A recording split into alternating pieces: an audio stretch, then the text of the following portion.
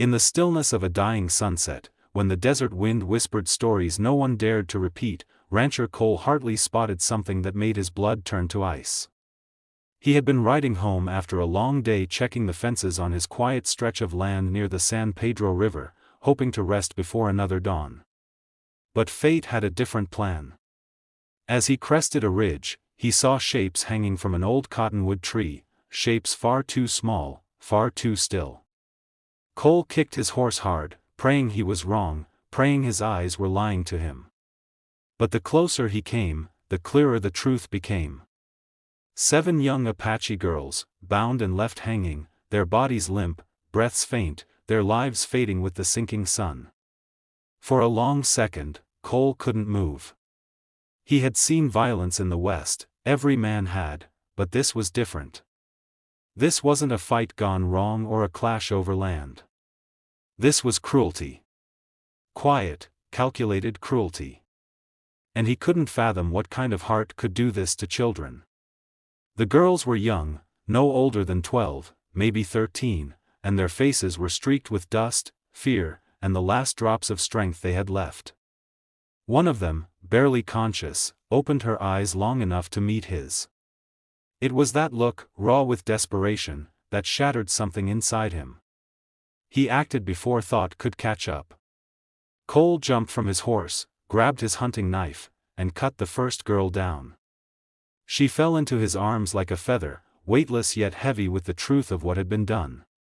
"You're safe now," he whispered, though he knew safety was a promise he couldn't yet guarantee. He moved quickly, cutting down the next and the next, laying each one gently onto the cool earth. His hands shook, but he didn't let himself stop. Not until all 7 were free. Only then did the magnitude of the moment settle over him, heavy as thunderclouds. He was one man, alone, miles from town. Night was coming fast. And these girls, these innocent souls, were barely clinging to life. Cole pulled off his jacket, then his shirt, tearing the fabric into makeshift bandages. He lifted them onto his horse one by one, arranging them with the care of a man placing sleeping children into bed. He didn't know if they understood his words, but he spoke softly anyway, because sometimes kindness mattered more than language. "I've got you," he murmured. "I'm not leaving you. Not tonight." The ride back to his ranch was slow and grueling. Every few minutes, he'd look over his shoulder to make sure they were still breathing. Sometimes the breaths were so faint he feared the worst. Sometimes one of the girls would stir and whisper something in Apache he couldn't understand. But the tone, fragile, pleading, told him enough. He urged his horse forward, whispering promises to keep himself steady, just a little longer. "Hold on. We're almost there."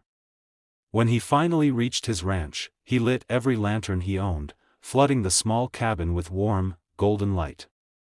He laid the girls on his bed, his table, even on blankets spread across the floor. He cleaned their wounds, brought water to their lips, fed the fire until the room glowed. It wasn't skill that kept them alive that night. It was stubbornness. Compassion. The kind of quiet heroism the world rarely noticed. Hours passed. The girls drifted in and out of consciousness. At some point, Cole found himself praying, something he hadn't done in years. "Let them live," he whispered. "Give them a chance." Just before dawn, the eldest girl, perhaps 14, opened her eyes fully for the first time.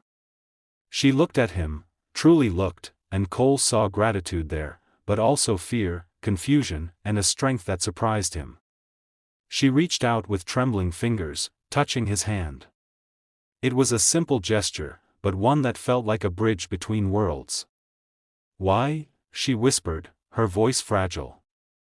"Why help us?" Cole didn't have to think long. "Because someone should have," he said. "Because no child deserves what was done to you. And because, if I rode away, I wouldn't be a man anymore." Her eyes softened, and for the first time since he found them, something like hope flickered across her face. Over the next days, Cole sent word to a nearby Apache settlement. He worried about how he'd be received. White ranchers and Apaches weren't known for easy friendships, but his fear faded the moment the girls' families arrived. Their mothers cried as they gathered their daughters, and the fathers, proud and stoic, laid their hands on Cole's shoulders in silent gratitude. No lectures, no questions, just a shared understanding that humanity could still win in a land often ruled by violence. Before they left, the eldest girl stepped forward once more. She took Cole's hand and pressed a small beaded bracelet into his palm. "You gave us life again," she said softly. "Now we will remember yours." Cole watched them disappear into the rising sun, the desert glowing gold around them. And for the first time in years, the West felt a little less cold, a little less unforgiving. He hadn't just saved 7 children, he had reminded himself, and perhaps the land itself, that even in the harshest places, kindness could still take root. And sometimes, one act of compassion was enough to change everything.